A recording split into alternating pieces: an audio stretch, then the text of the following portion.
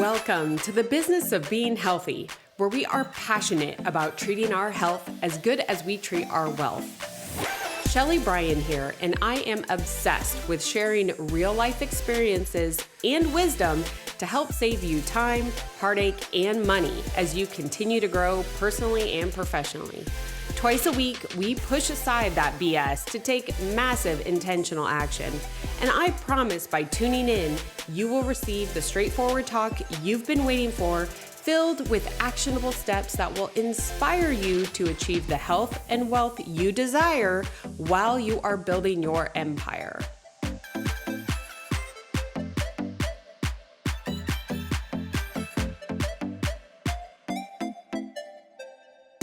All right, welcome back here to another episode here on the business of being healthy. I am incredibly excited about this episode today because I met this gentleman, today's guest, at an event with Raquel Quinnett, her Play Bigger event that was held here in Scottsdale, Arizona. I cannot say enough great things about that event, as well as Raquel bringing two people together like the one I'm having as a guest today. Bryce Fransen is a mortgage professional and financial consultant with over a decade of experience in personal, business, and investment banking. He helps entrepreneurs, home buyers, investors, and realtors protect and build their wealth through smart real estate ownership and financial education. And already, like his education, we were talking off before we even hit record. And I'm like, oh, I should be hitting record right now. It's one of these episodes. So Bryce, welcome to the show. I'm so excited to have you on.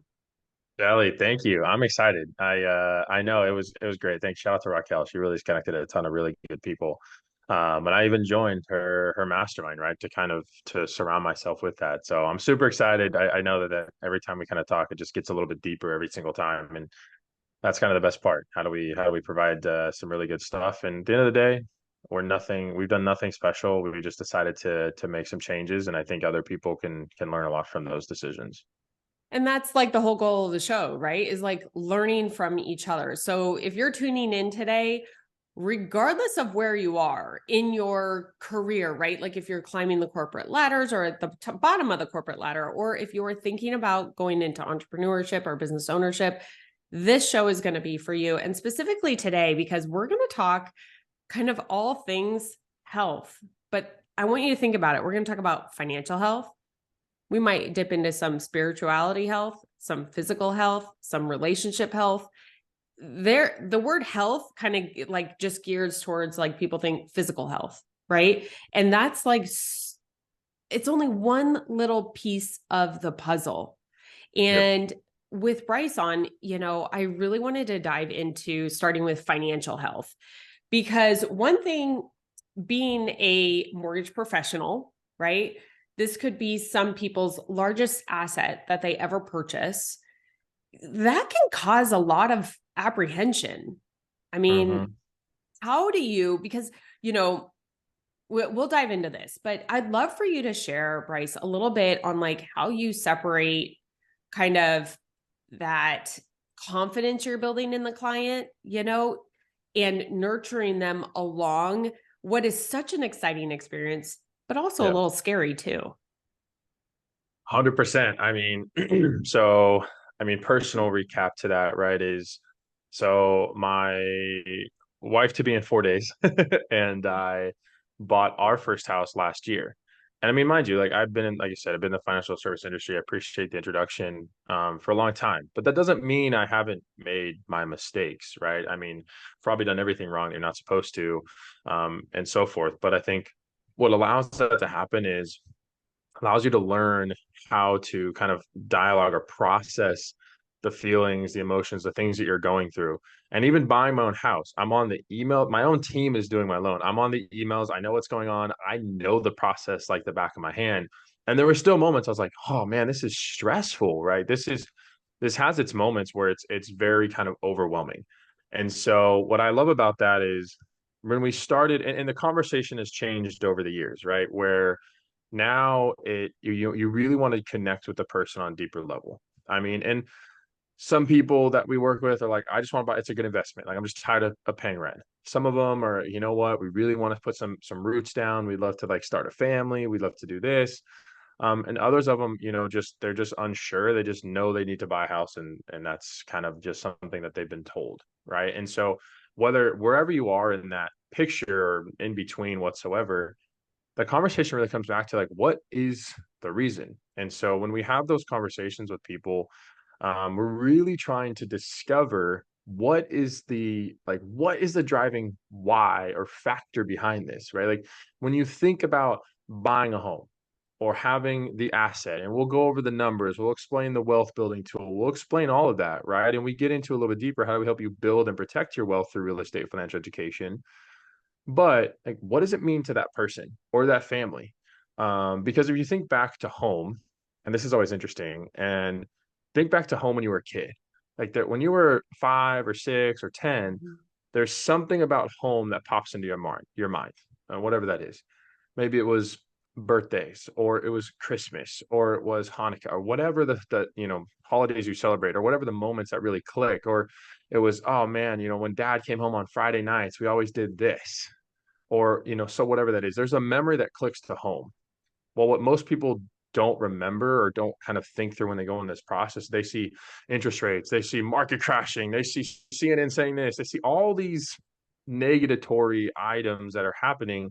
I'm like, at the end of the day, what's the memory that you want to create when you have home, right? That's really it. And so it's fun to like actually bring people through that, because at the end of the day too, what I'm trying to help people do is dream. That's it. Like we're trying to help you dream of what this could be for you. Maybe it's your second time, so you already kind of understand it, but most of our clients are first time home buyers. And so when we're trying to like give them this picture of what's important to them, we want to walk them through that. We want to understand what their dreams and goals are. Where do you see your family in 2, 5, or even 10 years? Maybe it's a long time, I know, but what do you want your family to be in 5 years? Where do you want your family to be in 10 years? And a lot of the times it's freedom of choice or freedom of time, or just have some stable memories or whatever that is. It honestly, most people's dreams kind of are very similar. Like our innate desire is to have stability. We would like to have good positive memories, and we want to, like, typically if people are building a family, that's important. I would say 80% of my clients are typically couples or young families, to be honest. That's kind of my avatar, people that tend to work with, because I'm a young couple that's soon to probably start a family. So Mm-hmm. like when you think about that, it's who can you speak to? So it's fun when you have those conversations, bring it down, and then we get into it. Hey, right. So the goal is like to lift up the spirits, bring it in, bring in the energy, and then let's talk about the technicalities, the numbers, and the so forth, and then really get into it granularly. Because when they start to shop, or you start to go look at window shopping, you start to go walk into homes, we want to make sure that you have a really good idea of, hey, this is 100% within our budget, because we walked in and the emotion just hit. This was it. This was the house. I see little Timmy running in the corner. I see the dog in the backyard. I see the couch right there watching Sunday Night Football. Like, you start to envision those things, whether we think about it or not, because it's the subconscious piece. So behind all of the what's your interest rate? Let's have this conversation. What's all this? This is what we're thinking, and we're trying to get people to process that emotion, because we'll take you through the numbers. We'll help you get the best loan strategy and financial number. I mean, again, spent tons of time, I spent tons of money, and I've spent pretty much 95% of my career learning this stuff to help people through it. So the skill set is there. It's just, where do you want to get to? How fast do you want to get there? And what type of vehicle do you want to take to get there? So I think that's the best part, when we get into it for friends and family, when we talk about it. I really love that. And if you're listening in, I mean, this episode, you're going to hear, I'm going to help kind of tie some bows here, because while Bryce is speaking specifically to lending or buying a home or buying an asset, what he's really talking about, if you are a professional out there, running a business or providing a service or a product, is the bigger picture, right? Looking at the why behind decisions are made. At the end of the day, could anyone go to any mortgage lender and probably get a loan? Most likely, right? They're going to try and get the job done. Could anyone that's like looking to hire a graphic designer go to anyone? Yeah, they probably could. But Mm-hmm. it's the professionals, which is the role that we have the opportunity to be in, the professionals that separate themselves and help their clients like really understand why they're making decisions. Those are the ones that are going to get repeat business. Those are the ones that are going to get the referrals. Those are the ones that are going to grow in any market condition. It doesn't matter what's going on the talking heads on TV, Yeah. right? Yep. And that's something that I just love and like love hearing that with you. I know when I was a financial advisor back, this was a long time ago, Bryce, for you. This was probably 2002 ish. The market was pretty scary at the time. Yeah. And I just worked with the clients that I spoke, they were so scared to make decisions because of what was going on the news, what they were hearing, just doom and gloom, which it was a tough time. Like I'm just like now, it's not like it's easy. Mm-hmm. That being said, once I understood what their overall goal was and risk management, it was Mm-hmm. easy to help them make decisions that were best for them. And so I think Yep. no matter what business or industry you're in, so long you take that as your forefront in helping decisions, helping clients make decisions, you're going to win. And like hearing Yep. that. 100%. And I think what's interesting, and it's funny you say this. So I made a reel, video clip, and I maybe posted a few weeks ago. But I was having a conversation with a coworker and friend of mine, and we were talking about kind of the brand and like who you are and what do you want to get out there. Because at the end of the day, you have a personal brand or a business brand or whatever the brand it is, whether you're building it or not. It's just, are you controlling what it's going to be to the outside world, or are you just letting it happen from external factors? That's the difference. And I remember saying, I said, hey, well, at the end of the day, when we have a conversation with a client, or we're making an offer and helping them make that decision, or we're putting together a financial analysis and personal financial review, whatever it is, you know, it's like if it's not a win-win-win situation, then we're not going to do it. It doesn't make sense, Mm-hmm. right? Like I'm not going to ask the client to lose so I can win or get a paycheck. That's no way. That's never going to happen. We'll never put a paycheck in front of our character or that person's long-term financial success or and everything. And I really think it all comes back together to every aspect of success, or financial health and spiritual health, all that. Or in the sense of a real estate agent, I'm like, hey, the realtor, like you can't lose either for me to win and the client to win, or I can't lose for vice versa. And pretty much every situation has the capability to be win-win or win-win-win, depending on how many PR parties are involved. Like it really is. It's just a matter of the image that you're seeing and how you're putting it together. And it was cool to kind of, I said that, and she was like, holy cow, like I've never heard of anyone saying it like that. And for me, that I was like, wow, that's kind of nuts, because to me, that's just been a principle, candidly, for a long time. But I mean, when I was 18, 19, when I started in the financial industry as just a simple teller and kind of worked my way up, I also started in leadership development, right? I started going to like seminars and doing stuff and associating with people that were way ahead of where I thought it was possible. And you kind of think, I look back on what some of that association did. It's kind of crazy because a lot of the goals when I was like 20, when like I didn't make any money. I had nothing going on, and I had no real relationships. I was just a young kid that wanted to go figure this world out. Like it was a lot of those leadership skills and those win-win mentalities that have helped me allow myself to get close with people that have helped me get to the next level. Or now I feel like it's time for me, as I'm starting to build a couple of teams, to help other people get to where they want to go. And it's the most rewarding thing. But it all starts because we're thinking about genuinely loving the other person that we're having a conversation with, or we're there to make a service, and just being like, hey, I really truly, the goal here is I really truly want to help you. Like I really want to make sure at the end of this, you and your family are in a Mm-hmm. better position than where you are now, and you'll be in a better position in 5 to 10 years than you even thought was possible.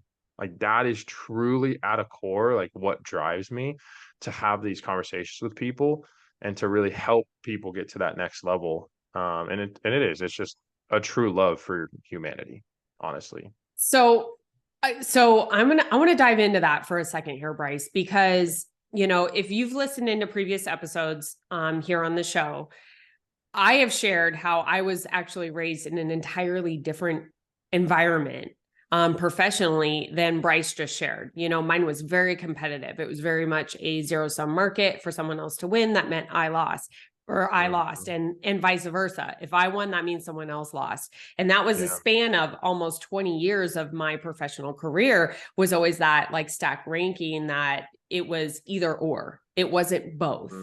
And Mm-hmm. so for, anyone on either end of the spectrum, right? You and I are two opposite ends of the spectrum. I had to get into my 40s to finally be like, wait, we can both win. I don't have to like give up for you to win or the other way around, right? Yeah. So I think that, and my listeners are on both sides of the spectrum, because there are a lot Yeah. of opportunities now, 100%. and that weren't there, and a lot of different ways in which we can run business. Yeah. But I would love for you to share, because we hear this all the time. Get in the room, be with people, like find someone, bigger and better and that has done the thing that you want to do. We hear that all the time. I mean, come on. It's like all over social media. But like, really, Bryce, like how did you do that? Like how did you do that when someone's out there and they want to like get in the room? How did you find the opportunities? Yeah, that's a good question. Kind of makes me think back a little bit, to be honest. I mean, so I'm 31, I'll be 32 in a few months, and it's not always easy, I would say sometimes, because the first thought that comes to my mind is make sure you love on the people that have always been around to help you get to those stair steps and those opportunities to be in those rooms. And I've learned the hard way that sometimes, people you think are the closest to you may feel left behind. And Mhm. so I think what's important is having a fine line of understanding that when you decide to do something big, and I'm a Christian, right? So for me, like I believe it's truly my God-given passion of like what I'm doing right now, and the platform that I have, and what the really big 30,000 foot views are. Mhm. But at the end of the day, it's, you know, there have been people that have been placed in your life for a purpose. And so it's like, yeah, you have these cliche things, but I think it's always been, what's the opportunity to help that person on the other side of me? And now, mind you, I've never been a super competitive person. Like even as a kid, like I was not the 6'8" eighth grader that was like, I'm gonna dunk on. No, that was not me. I was like, hey man, sorry, dude, I bumped into you. Like that was just never me. Like, it's funny because everyone's like, dude, you're so big, no one wants to ever take you on. I'm like, dude, I'm like a friggin' teddy. Grizzly bears, like the little cubs, they look somewhat like ridiculous. They're just rolling around, they look super dorky. Like, dude, that's me at a core. I mean, but at the same time, actually, kind of the grizzly bear is like my spirit animal for me and my grandfather. But at the same time, if you step across the line, if you sacrifice something, if you put his family at risk, or you put that situation, that core, like you do not want to be in front of a grizzly bear. They are one of the most ferocious animals on the planet. And so for me, I've always looked at it how there is the super duper salesy and carsman, and honestly I feel like the newer generation as we're going in, like sure, like maybe my parents or grandparents could get sold by the dude that came to the door and things like that. I just don't feel like that mindset is the same anymore, and I never wanted to be the person that sold anything. Like I hate sales. I'm not in sales whatsoever. Like I'm not going to be the guy that's going to be like, I got a script and doing this. Well, here's your objection. Cool. I got this opportunity to respond to you. Like I couldn't do it. I never could. And so I felt like it was like, how do I do this? Because I love this process of learning a sales. I'm thinking back to I'm like 18, 19, 20. I'm like, I don't know what I'm doing, but I don't really want to cold call. And I would get 20 or 30 referrals at a time when I was in my first sales company. And I would still be like, they're not warm enough. Like they weren't. I'm like, I wanted to be at the client's house. Like, hey, can you make 5 text introductions with friends that you think need this? I just want to help them with the same information. That's how I sold. I was like, if you think this would benefit 5 of your friends, they're like, yeah, I mean, Jeff, like that would benefit them. And so it was in that case, I was like, that's awesome, right? Would love to talk to them. But it always came from like being caring. And going back to your question, I think how that all kind of ties back is Mhm. I wanted to meet people that were either higher than me, had results that I wanted. And that was the biggest piece. What are you doing right now? Whatever it is, in your 9 to 5, starting your business, tenured in your business, who 5, 10, or 20 years down the road doing what you're doing now has results that you want. And that doesn't mean revenue. What's about the lifestyle, the impact, the family time, like the ability to have, go to church on a Sunday, not have to be doing things you don't want to be doing? Or is it the ability to be like, hey, we're just gonna take off, we're gonna go, right? Do you have freedom of time? Do you have freedom of money? Do you have freedom of location? Those are the three biggest things I look at for success in business. And so I'm always looking for someone that had one of those categories way more than I did. And it's just having conversations, generally just networking. And so 3 years ago, I would say, because before that, it was just being in the room and, being at this corporate meeting or being at this meeting and talking to this person. And so it really wasn't like this whole like real true networking being in the room. I would say it's only something I've really been super intentional about for about 3 years. And I Mm-hmm. wasn't able to be very super duper intentional about it when the pandemic hit.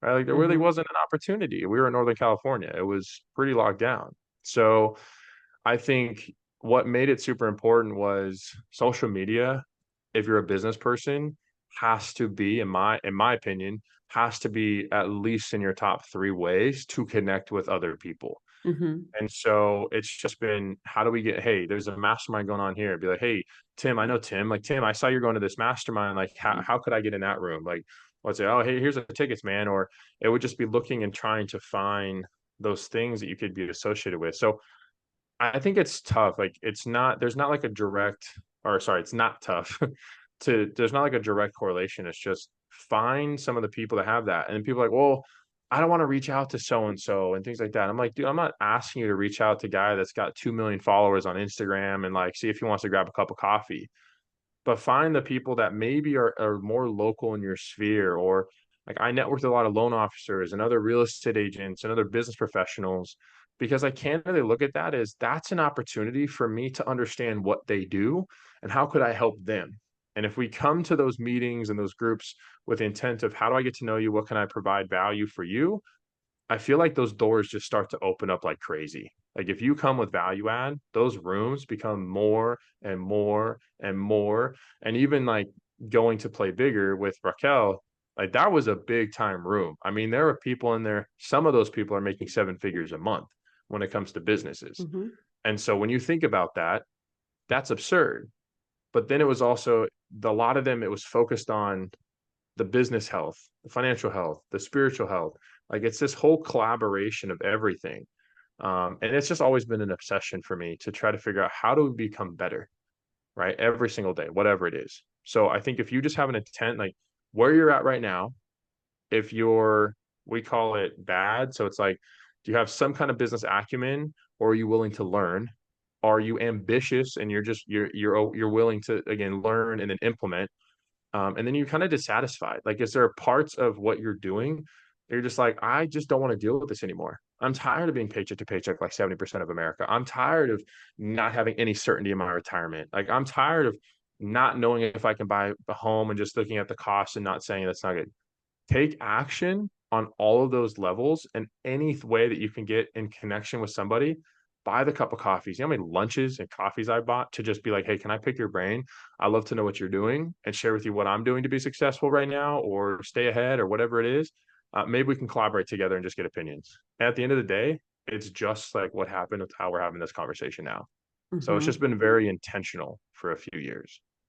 Now, there was so much goodness in what Bryce just shared. I'm going to break down a few highlight points because I want to make sure that everyone listening in can pull these things, because I asked a big, audacious question and you answered it from your heart, number one. But when I said in the beginning of the show that we were going to talk about relationship health, that answer right there is all about relationship health. And guess what? It wasn't about Bryce. It was about who he wanted to go meet. So when he wanted to go meet somebody or go, learn from somebody, it wasn't like, this is what I want. He's like, how can I help you? What can I do to be in your room, to be surrounded by you? How can I provide value? And the term value, if you've heard me before, I don't love the term value. How can you solve problems? We're not providing value, we're solving problems. How can you help them solve a problem? And even if it's like, I don't know if you caught it too. Bryce is 6'8". Okay. I'm 5'2" on a good day. it was so funny seeing us talk at the event, but it was one of those things that like the smallest, like, Bryce, can you help me reach this thing? That's something I can't do. He can solve a problem for me. So it's these little things that we sometimes think are insignificant, which actually means so much to those that we want to get to know more. So Yeah. if anything, to get into the room, and I love that you talked about like virtually getting, coffee, buying coffee. I mean, buying someone a coffee is like the least investment that you can make into them and yourself, right? But it's following up, it's building that relationship. It's just not talking about business. I mean, Yep. Bryce, you and I have had a couple conversations. We Yep. talked about spirituality, your marriage coming up, like all the other things. It wasn't Yeah. talking, I'm not even looking to buy a house right now. You like, Yeah. it was all about just understanding who you are. And that's something that I think, if you find friction, and Bryce, let me know your thoughts here, but if you find Yeah. friction when you're trying to go to that next level, when you're trying to, reach different levels within your business or career, and you Mm. find friction against it, my advice, I've been hurt on both sides of this. My advice is always turn it to the other person. Take it off you. When it starts being so focused on what you want, you're not Mhm. going to get there. But when you start focusing on how many people you can help, even if that person is bringing in $1 million a month, but if you can Mhm. focus on that, that is going to bring them value. They are going to look at you as a human, not just like a time sucker.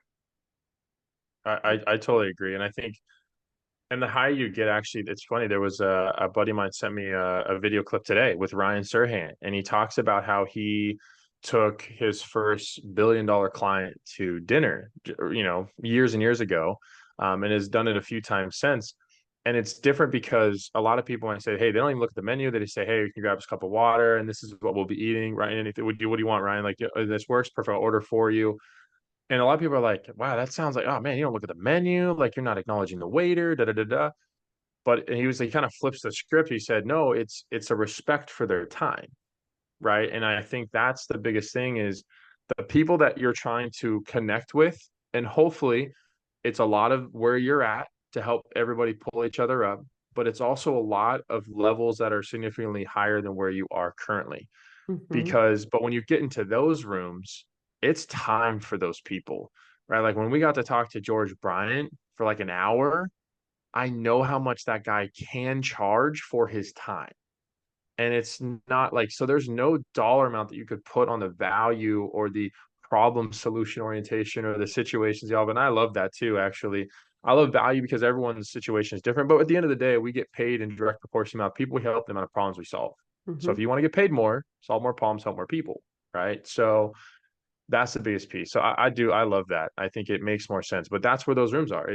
It's time for them. So respect their time by saying, hey, I see X, Y, and Z about you. I love what you're doing on this stuff.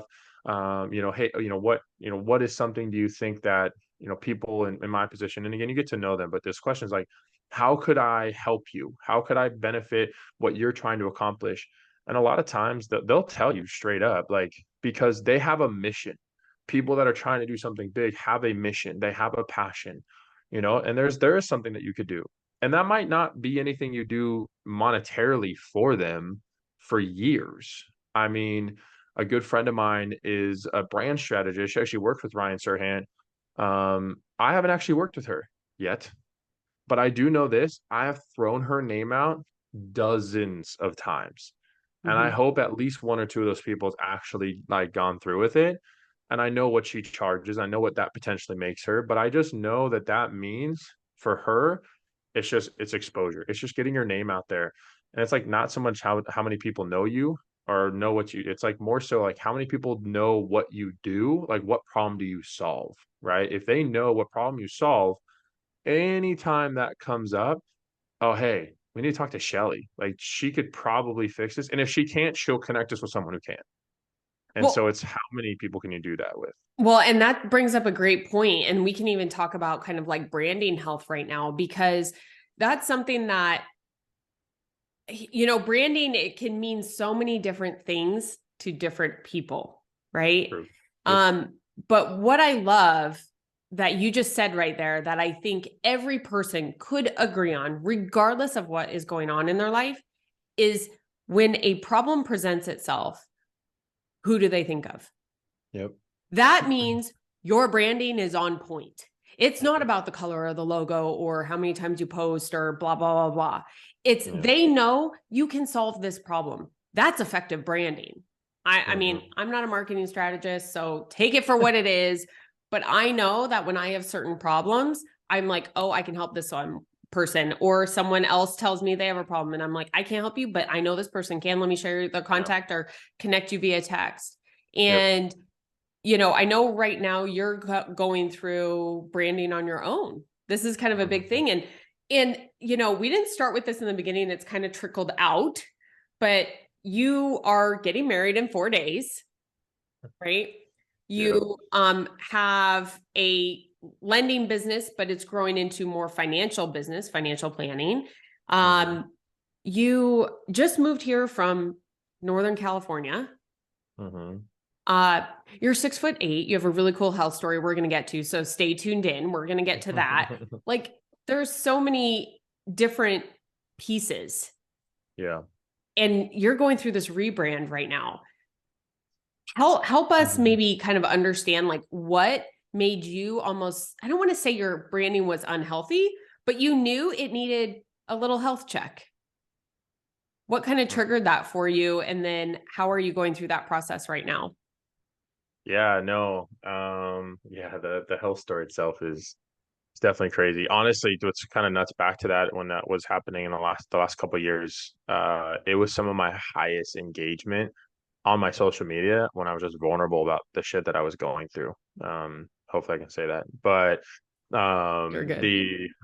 the biggest thing that kind of happened, and I'll be real raw with this, it's kind of towards the end of last year. I mean, if you're in the real estate and mortgage business, there was a couple years there where it was like, you know, money was falling out of the sky and it was easy to do loans. This job, I mean, candidly, this business isn't really that difficult. What's difficult is that there's a lot of rejection and there's a lot of extra work and there's a lot of hours that people don't see. Mm. I mean, yes, I'm about to be off for 2 weeks, which hasn't happened in gosh knows how many years. But I was working till 10:30 last night. And I think it's interesting to show that that doesn't happen all the time. It's not. I'm learning that grind.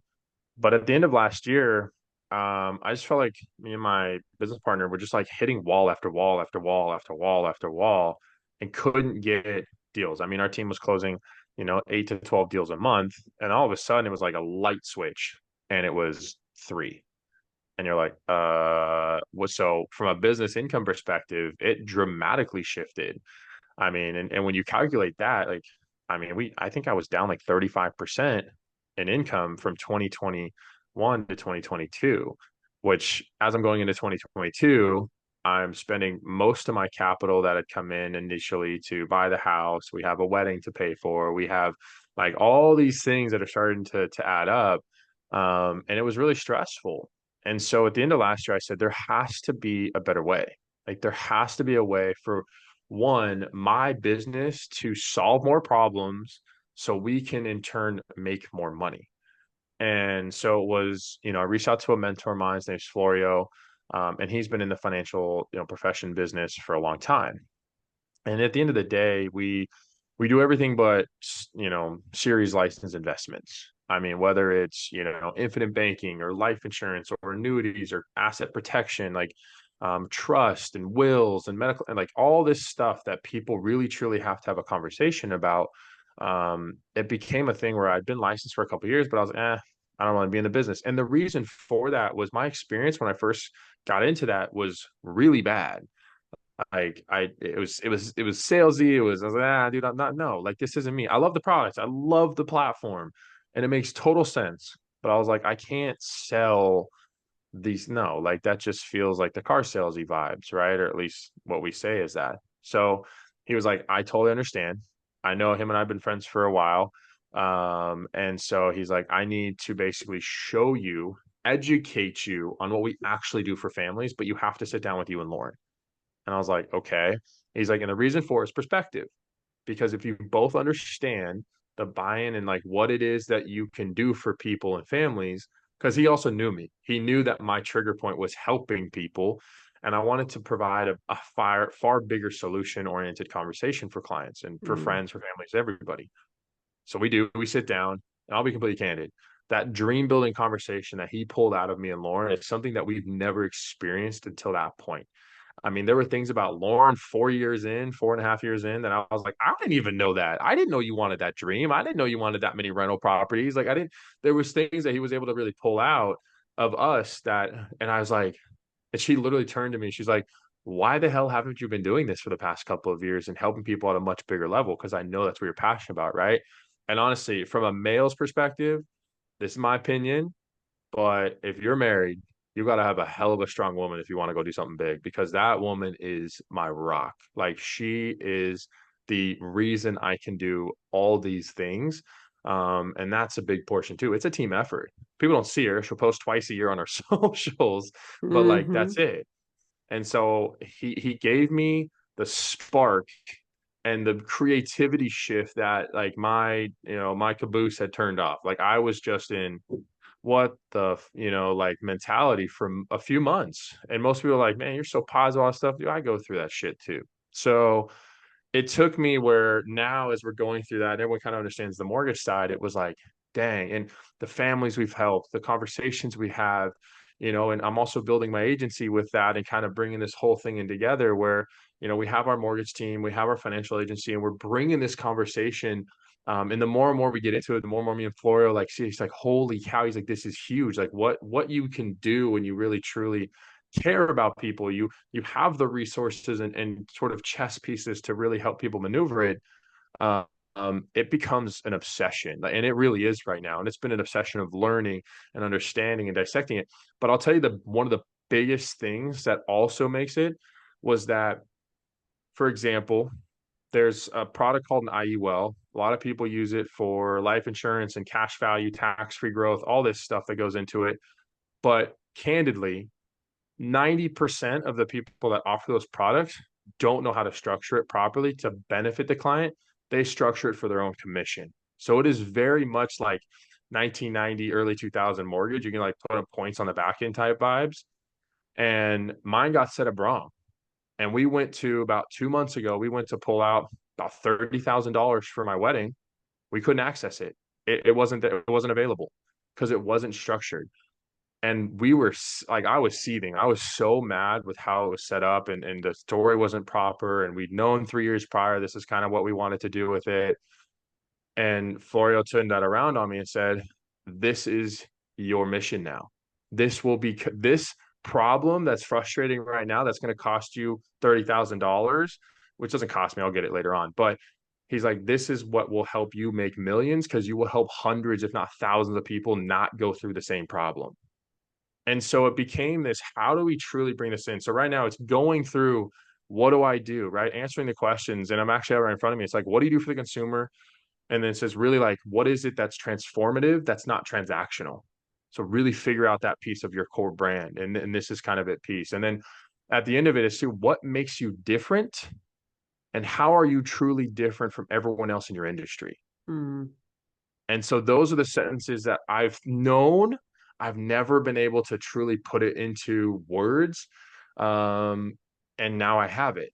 And it's really exciting to like have that. But it's all because sometimes you have to go through your own struggles to come out the other side and really fine tune like what's important to who you want to be and what your brand is. And I really think that that's why the brand is being reevaluated right now. That's why we're restructuring how we have these conversations. That's why the PowerPoints are being updated to how do we talk to people? How do we present information? And at the end of the day, no one will ever leave myself or my team and felt like they didn't have an opportunity to change their life in some manner, some way, somehow. I love that. I love that. And one thing that I pulled from it is how you were in a valley, right? Before you came to the other side. And, Yeah. I'm obviously we've had the conversation. I'm a Christian too. And I believe that God took you through that for a very specific reason that we just heard. And, I Oh man, I can look through so many experiences now where I didn't learn the lesson and I had to stay in the valley a little bit longer.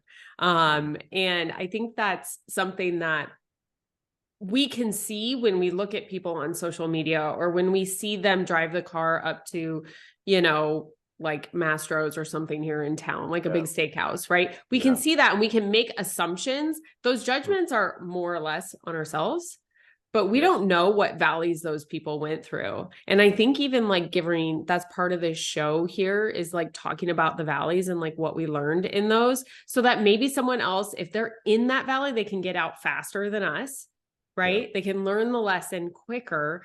And Yeah. maybe even some other people can avoid the valley, right? They'll have their own valley, but like if maybe they can avoid the valley. So Lessen the blow. I love that you kind of shared that, and that's how your rebranding came about. And I think that even like you're rebranding your business, you use you personally, but even if you're out there right now, like and I lived so long in corporate and I felt like I needed to fit into a box. And Yeah. so it wasn't my brand, it was someone else's brand, right? There were parts of me, and every time that those parts of me came out, they were like, get back in the box, put the filter on. But finally, I broke through that. And that brand of Shelly is what catapulted me to be able to blast through those glass ceilings, right? To the point where I was like, and I'm out, I'm going into my own business. But Yeah.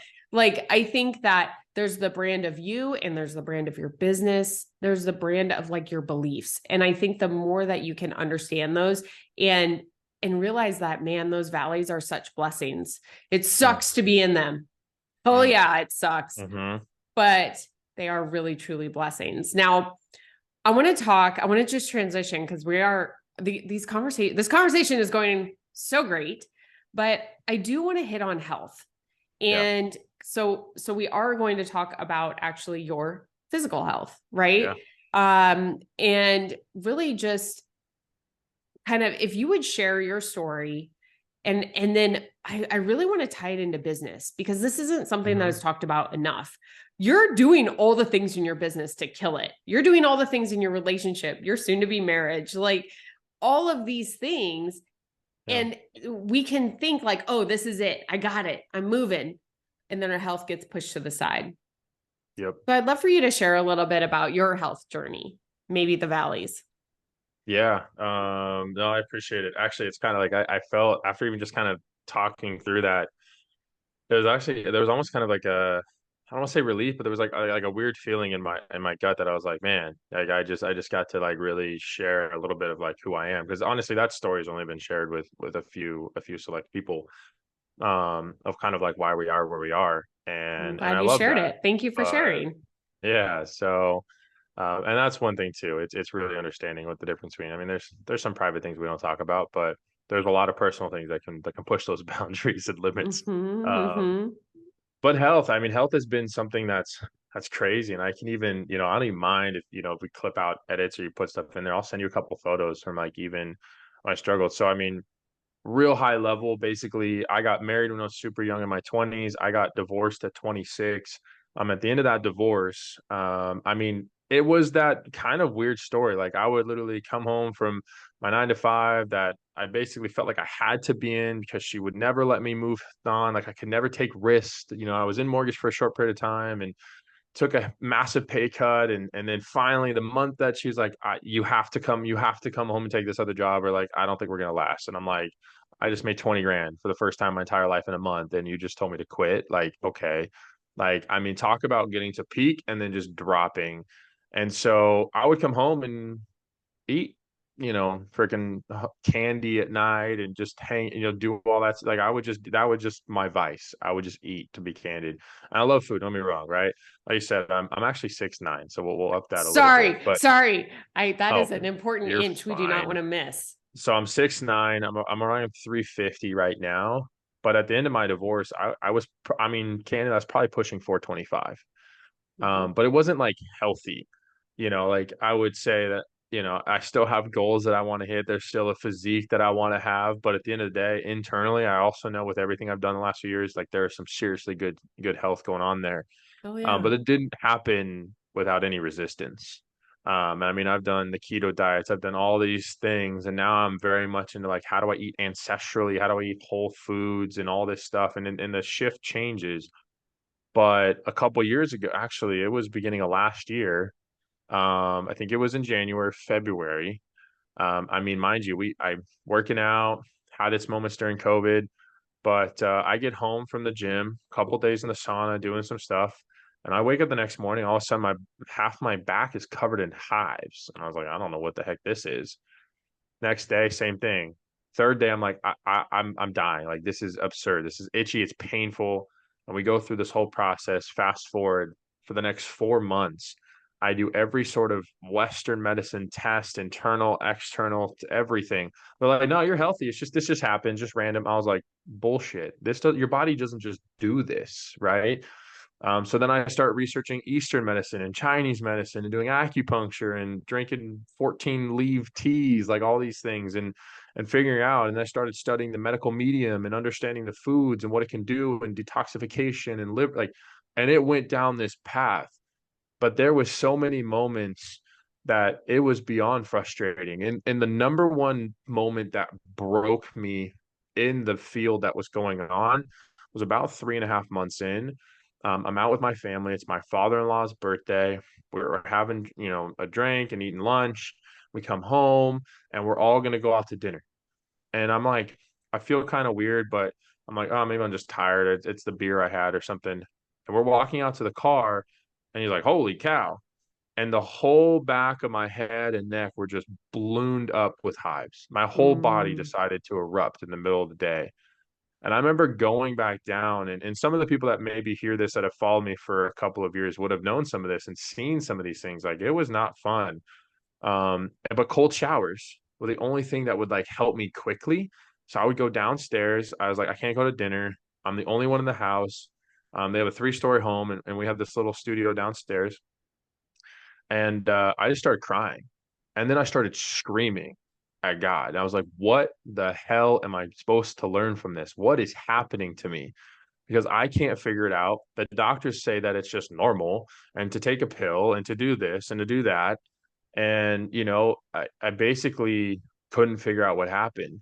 So I just started getting into research like nobody's business to the point, and I candidly know this, that even Lauren was like, yeah, I didn't exist for like a month because if it weren't working, you were researching. And I'm like, I'm sorry, I love you. But like, I had to figure out what was going on. So, I mean, the understanding of deep diving into foods and healing and gut biomes and what your liver does and how to detoxify this and what type of food you eat and what it means to your body and like fasting and intermittent fasting and doing this and knowing that when you fast and give your body a few days, like it's cleaning out the bad cells, it's getting rid of the toxic items that really truly do like cause the cancer, that cause the issues. So that became an obsession as well, and it still is. Like like love it, and honestly, it's kind of funny. Like Lauren, the last maybe 6 or 12 months has really started to get into it as well, Hmm. and we just realized like how clean we eat 80% of the time, 85% of the time, right? But the thing about that is it made me realize that at the end there was no true diagnosis. My East Chinese medicine doctor basically said, "Hey, I think there's toxin inside your body that you've been eating healthy enough, you've lost enough weight, your body's given enough health." And I think what happens is we think the heat proteins from the sauna triggered a just massive detox of my body. And whatever was inside that it wanted to get rid of, it decided to do it through the largest organ the fastest way it possibly could, right? Your Hmm. skin. Hmm. Hmm. And so it was not fun. But what's crazy is when I posted about that, I have had dozens of people reach out with same things that they've been going on, and you would never know it.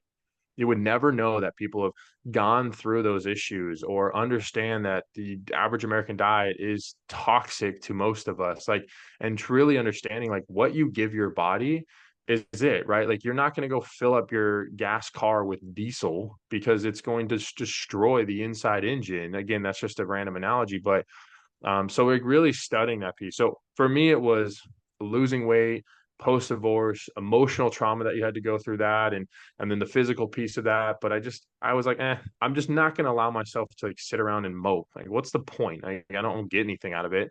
So then getting into it, spending a few years trying to lose weight, really working out, and just trying to make it a priority. And then my body decided to do a massive detox.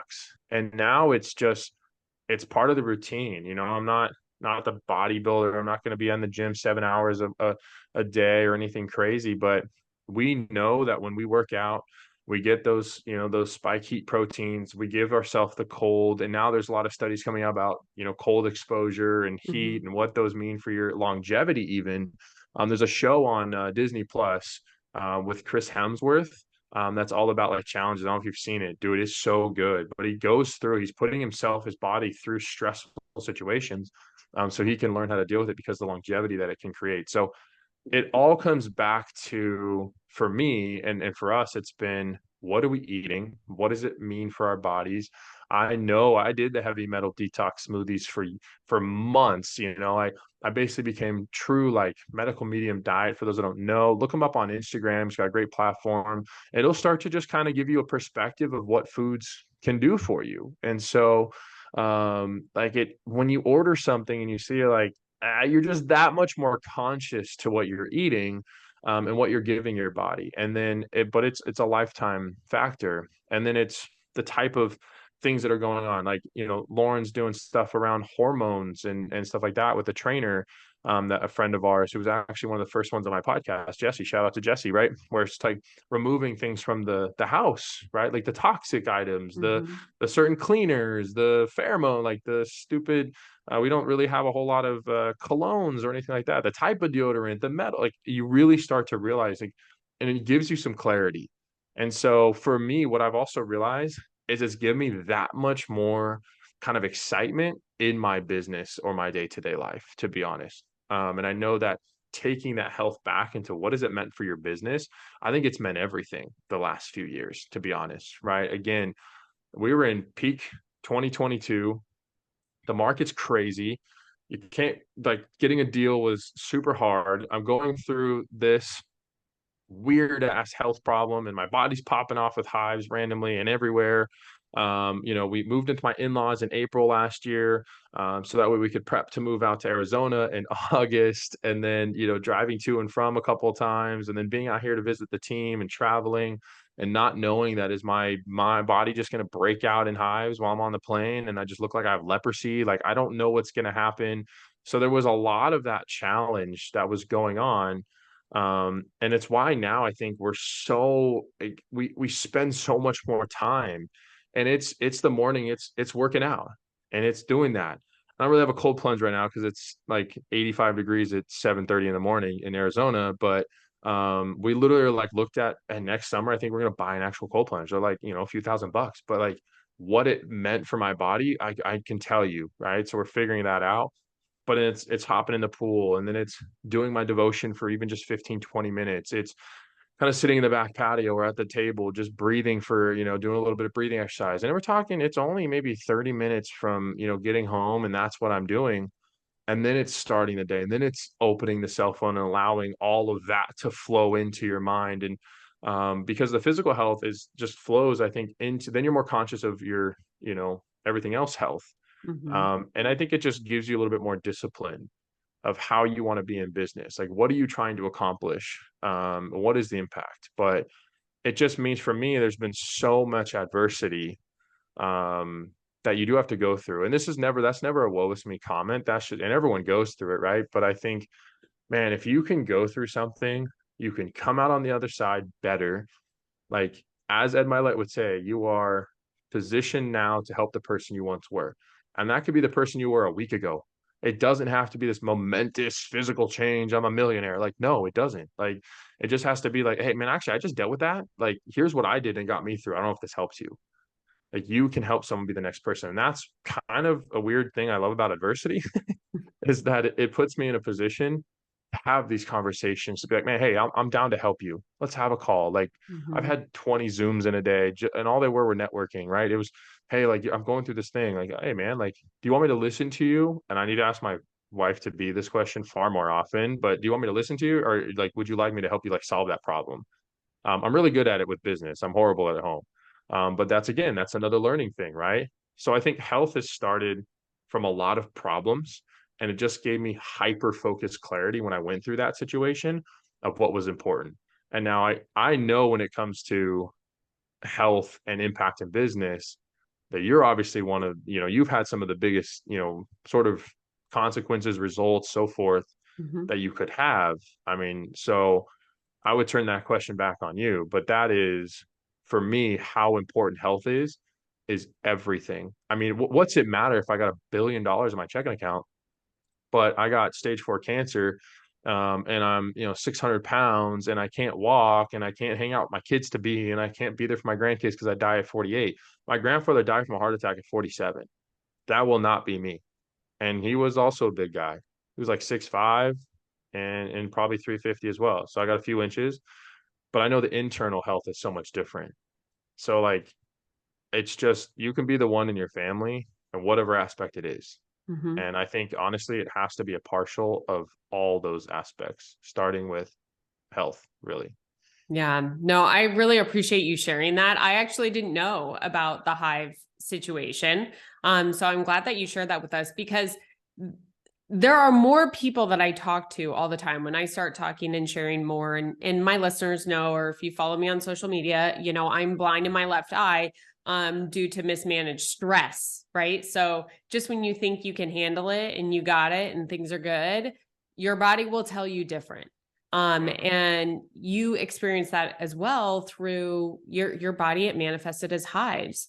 And Yep. so I can only imagine, like I'm thinking about you sitting across the desk from someone that you are, trying to help them with their financial savviness, itching to death, like itching to death, right? So how present were you in that conversation? I know that you care a lot, so I'm sure you were present, but still in the back of your mind. And the thing that I can't reiterate enough, and I appreciate you sharing that because not everybody will. And there's two parts to it. Number one, you're not alone. So you listening in right now, if you've got something going on with your health, you're not alone. The key is like, go research, go ask. You don't like the answer, go get a different one, right? Yep. That is Yep. something that, I worked in the medical industry for almost 18 years, and it's our responsibility as patients to go find and go seek the answers and the experts that we want.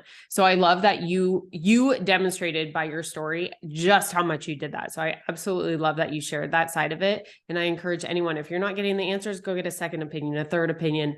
Look to Eastern medicine, look elsewhere. I share a lot about this on my stories too, because while I spent so much time in Western medicine, I firsthand know its limitations.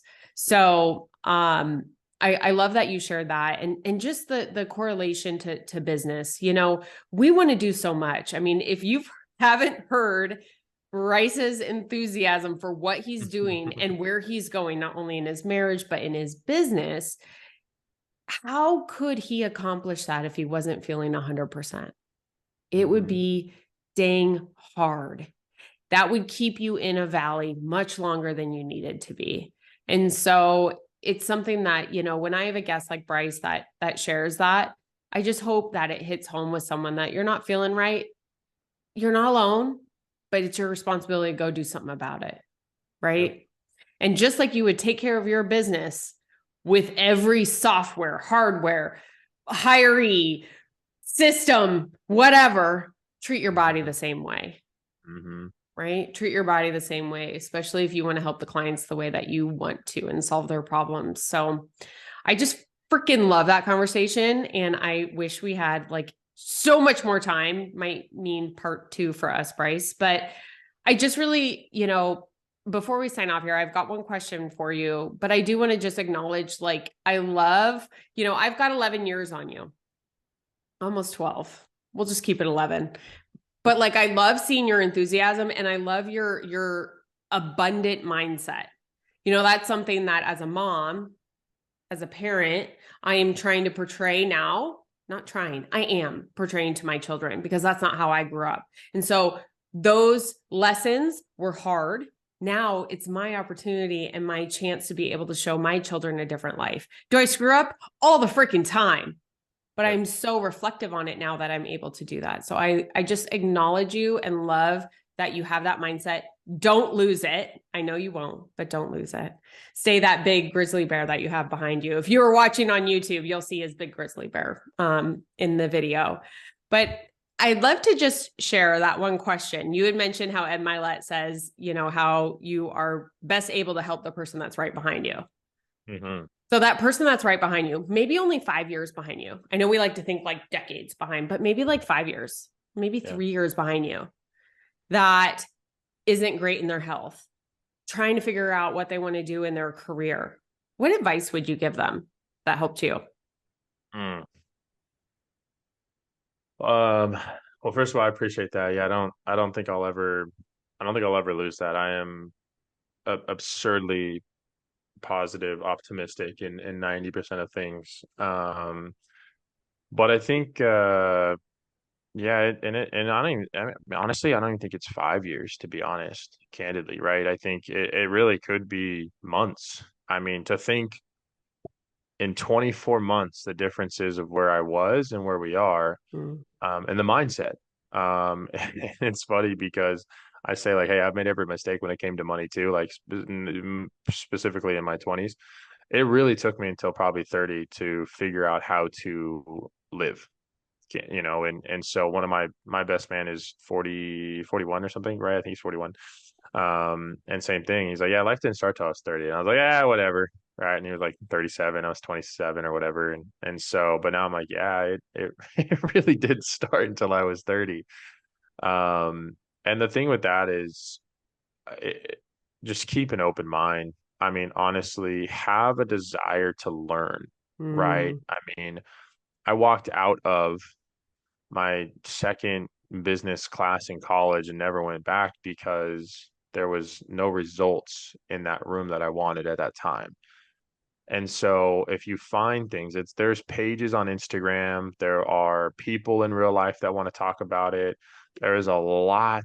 Like we don't have a lack of information in 2023.